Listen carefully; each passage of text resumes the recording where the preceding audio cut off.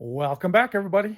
All right, another fine afternoon. I got off of work a little early today, so uh, you get to see my smiley, happy face. Anyways, we'll go into what my next project will be, and we'll show you right now. I think I've already mentioned this. So what I got is a 390 slash John Shared cases here, the 2188 case. So I'm going to be showing you that. I got a 372 that I'll be showing you, and a special cylinder that was done up and sent, and Mr. Charlie Brisco had sent that to me, which is going to be awesome, and I'll show you some of that stuff real quick.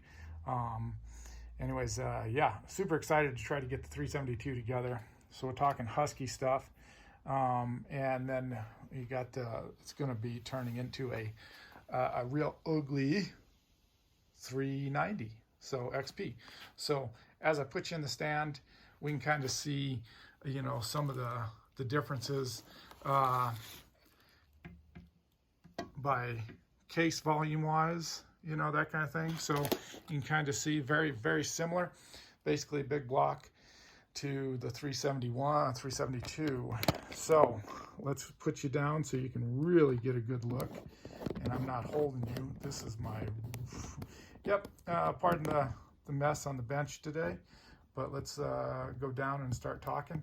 So to explain to you, I like these saws here, really for the simple fact is that the interchangeability is wonderful. It's kind of like if you correlate from hot rodding times and you're into vehicles, you take the old school Chevy 350 and you go on up. So the small block Chevy, perfect example of how everything interchanges. 371, 365, on the Husqvarna size, 372, they all have their abilities to interchange superbly. And then you go over and you correlate that with the big block Chevy, right? Big block Chevy. A lot of these things transfer over to the 372. So that is why it's easier, and I kind of like it better than the steels, because there's a lot of variation in the steels. And you guys can correct me if I'm talking wrong, but from what I have found in my teachings and experiments, the Husqvarna 365, 371, 372, on over to the 385, 390 per se, the big block Chevy versus the small block Chevy. Accessory wise, you don't have to worry about the flywheel, that interchanges, the clutches interchange, a whole bunch of stuff interchanges, right? So very nicely done, right? And then just the way it goes, you can modify them and do all kinds of stuff. So let's get you down here and show you what I did to the work here. Here's the work that I'm doing, have done with this, and you can kind of see, let me get some light here and maybe that'll help. Headlamp on, doctor mode in. Okay, so as we can kind of see in here, what I did is I chamfered these downwards quite a bit, okay? And this is an aftermarket cylinder. This one right here, it was a no name that came in a box, brand new, had the piston, but it's basically kind of like a Farmer Tech. That's how I'm looking at it. So you can kind of see wise, what I did is hopefully it angles down and you get a nice view of that. So you can kind of see no difference in the combustion chamber. So when I was looking at this, my numbers really off the block, stock wise, no base gasket was, squish was at 15 thous. I had 96 on the exhaust, transfers were 123, but the problem with the transfers were The left side was 123, the right side was 124. So they were mismatched. And then the intake was sitting at 65 and a half. Okay, so 65 and a half on this is what I have. So by looking at all that, after deciding what I wanted to do, and I'll show you a stock, an old stock one, and you can kind of see not much difference, a little bit bigger, kind of gave it a little sort of small lung there, textured it, that kind of thing. It didn't really change the bottom at all. You can kind of see the line in there that I didn't even grind to the bottom and change the numbers. I changed the numbers by grinding the bottom of the piston. And the advantages to that was it's a little easier, a little bit more precision, but it also lightens up the piston. So two folds in how I view that. So you can kind of see the differences between the two. Kind of see what I did. Not a lot of work, but a little bit of work. And the reason I'll show you in a minute, you can kind of see, let me hold these, if I can hold them with one hand. You can kind of see right in here is most work, a little bit of work here, and of course narrowing this up and flowing it just a little bit. Kind of see these are blocked off, had to cut that. So it's more like cutting this side and then flowing it. Some may argue, I guess there's a good thought out there, is like everybody's starting to get down on opening up the case volume and the lower transfers.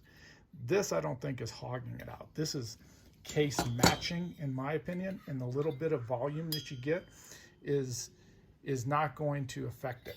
Now, the reason I say that, so when we take this and we put this on here, we're going to see, let me get this going just right as I do the balancing act. As you can kind of see, this is what it looks like now. You can see the flow work that's going to happen, and it's going to be a lot nicer flowing into there, right? There's not going to be any hard edge. Now, you take that, for instance, and you utilize the stock, you can kind of see how choked up it is going to be stock-wise. Kind of see that in there. So right there, I think that's better air movement. And I would say, I guess I subscribe to the better air movement, because now here's my thought on this, is that you can open up your case volume, and this is where I'm not understanding, I guess, the full-on have smaller case volume leads to less pressure out of the top transfers. Now, the reason I say that is because if you mess with transfers, we'll take this one here. This is a 372. If you take this and you open these up, then your pressure is going to drop, right? You're squeezing it down, and or if you open those up, your pressure is going to drop. If you keep them the same, you open the bottom up, you got more volume, you're squeezing in there, and it's going to squeeze and have an accelerated pressure rate coming up. It's kind of like moving water in a fire hose. I've done a lot of that. Those my career is moving water in a fire hose. So that's kind of some of the theory behind what I see going on. Now, I could be totally off the mark and miss it. But anyways, so as we're looking at, we know it's a common thing. These from the factory have the bridge removed. You can kind of see that. There's no bridge in the stock one here. You can kind of see. But yet a 372 has the bridge, and that's why we removed this bridge and cut it down to have better flow and air volume moving through there, right? So I don't think you have to worry much in my book about losing pressure out the top. Now, with me opening these up versus a stock one, and which is surprise, because in stock form, you would think that get this camera just right, you can kind of see how these are a little bit more elongated, but very narrower than these. And this one is, of course, what I ground on. Now let's compare this to a 372. Get it turned around correctly so you can see the right sides. You can kind of see the 372 has bigger or longer, I would say it's longer transfers than the big block here, which is kind of strange. Back, forth, ooh, gotcha. But anyways, it's kind of strange that Husqvarna would take, and that's probably why these aren't known for being high RPM saws, right? It's kind of interesting that they would take a stock bigger bore 55 millimeters versus a 50 millimeter and make smaller transfers, lower side as well. You can kind of see the lower side transfers are smaller, right? Weird, huh? So this is where you're kind of looking at, it doesn't make a lot of sense. I think there's great potential for these 385, 390 XPs.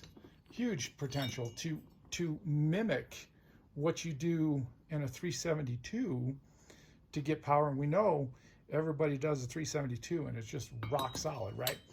So that's mimicking what it is.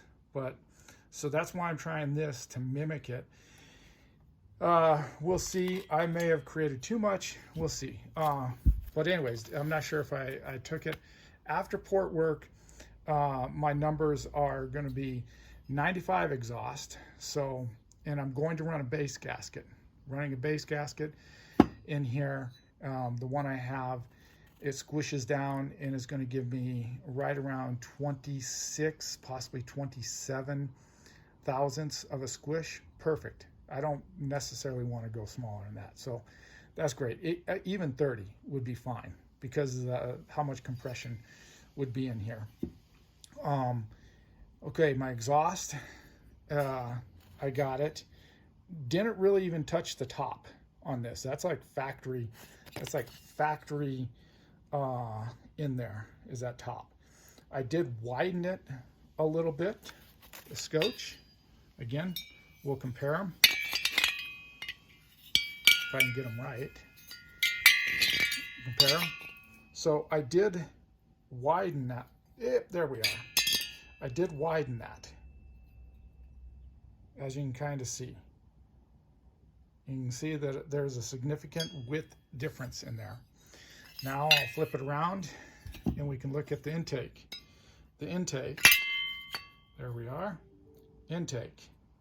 It's kind of small on the factory standard one. That's factory right there. So that's a factory 390. That's what it is when you look at it. Now you look at what I did. Open it up, given the mini lungs off to the side, open it up. It's definitely not going to hit there. Then we look at the, just to give you some idea in comparison, what factory to factory is. You can see this one is a little bit more elongated, not as tall than in the camera. They look damn near identical, right? 372, 390, 372, 390. So you can kind of see that right there. There's a lot of potential in these bigger bore Huskies here.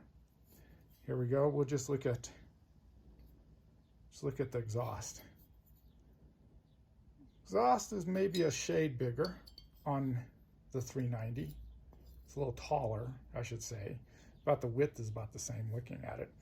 So there you can kind of go 372, 390. There you go. Here's your comparisons, right? So now, what other thing I do, and I've done this on a 385/2186. Go back on my channel, you can find it.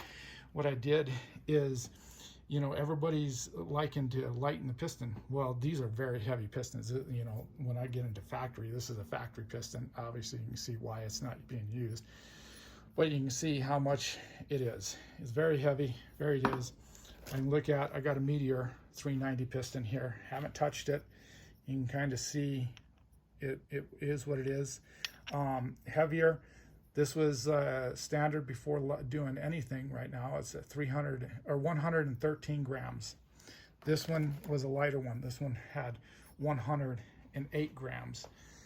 Now you can kind of see what I did is I taken this off, and by doing just this much off of here, by taking this ridge down and making it flush, you can kind of see, right? Let's see. Kind of see by just taking it flush right down there. You can see that lip. That's not weakening this. That's basically lightening. I saved 4 grams, so it's now down to 104 grams.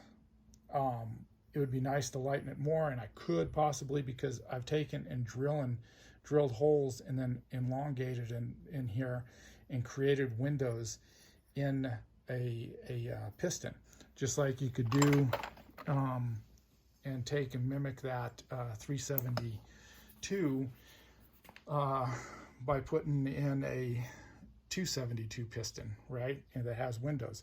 Anyways, this one right here is what I did. And now on here, let me find, it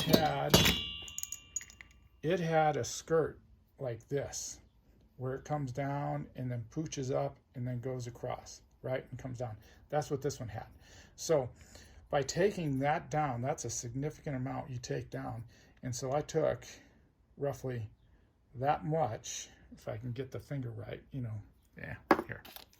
I've taken from the tip right there down. This one's pretty drastic. It wasn't as drastic on that one, but it was pronounced. I've taken at least that much off of it. Okay, and then by measurements, I didn't measure it, but what it did do is it had dropped, and that alone gave me from 123, and of course, well, that's the intake. So that alone went from 75 on the intake stock to 81. So by doing that, you can see how much you removed and how much I did. So I got 81 degrees that I have there, which is going to be 162 total in duration, right? So that's what I did by taking it off. Now, I didn't have to take as much. I did. I wanted to. So by doing those things, I lightened this piston up quite a bit. And that's all I'm really going to do. Now, if I didn't do a base gasket, the other option was to figure out how to cut the top here to match that band that's in there and give me a small pop-up. I was about ready to do that, is try to take about, I don't know, since it was 15 thousandths, I guess I would take, have tried to take about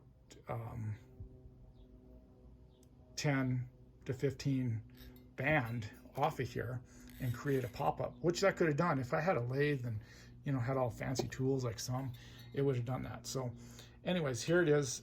That's what I would have done, and mimic a pop-up in this chamber here, in this combustion chamber. So that's what I was looking at doing. You can kind of see the combustion chambers. It's similar. I think this one is deeper. Maybe it's just because this is clean and it looks shallower. So who knows? Right? Awesome. Anyways, that's what we're doing with this one. Hopefully it turns into a really good work saw. Now, the other exciting thing, since I'm coming up on 20 minutes of rambling here, appreciate you guys all hanging through here.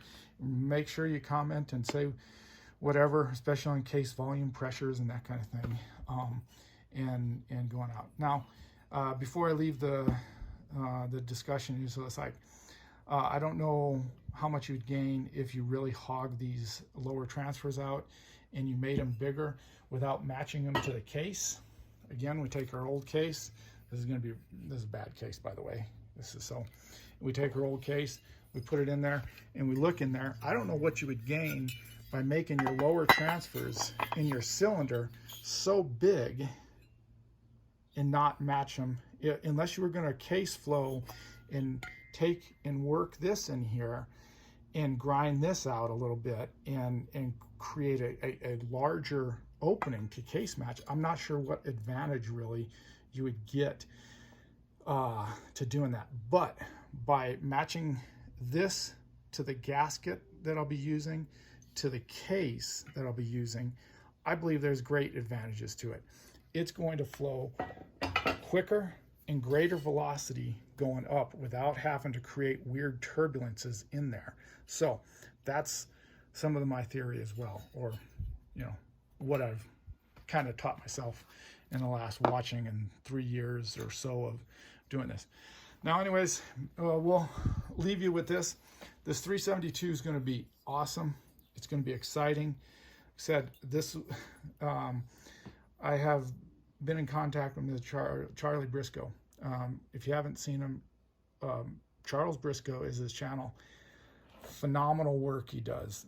Yes, he does a lot of machine work, but that's what's awesome about it. He builds saws to what he thinks, and he's, in my mind, a genius. So does amazing work. But anyways, this is an aftermarket, highway cylinder, nothing special, right? And he was experimenting, and he was basically gonna chuck these into the scrap heap, and because he didn't like this cylinder, and he was pretty sure that this one dynoed at 8.5 horsepower, 8.6, 8.5, 8.6 on a 372 chassis. So he sent this to me, which was phenomenal, amazing, right? I'm super thankful. This is awesome.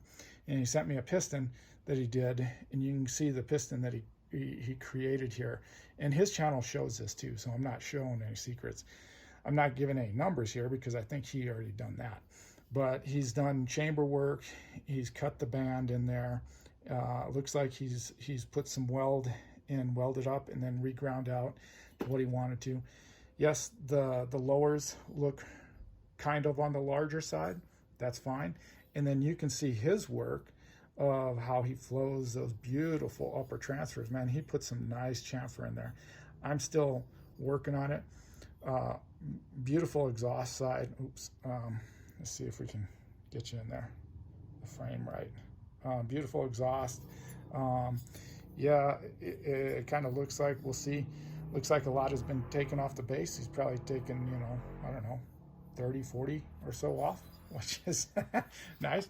And then also the piston work that he's done to match and flow this. So I'll be using, because I got 15 on this one as well, or actually it might have been 14 when I did the squish. A little tight. I will use a smaller gasket in here to put it in there, and then drop that in there.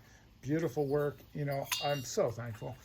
Like I said, even if it's his experiments are awesome, and I hope I can get this to run and perform even a fraction, half as much as what he does. So amazing work, right? And that's what I wanted to kind of just say is, hey, a big shout out to Charlie. Thank you for doing that. It's going to be much appreciated, for sure, with this. And then of course, I just don't have maybe the right tool set up yet, but I'm getting close.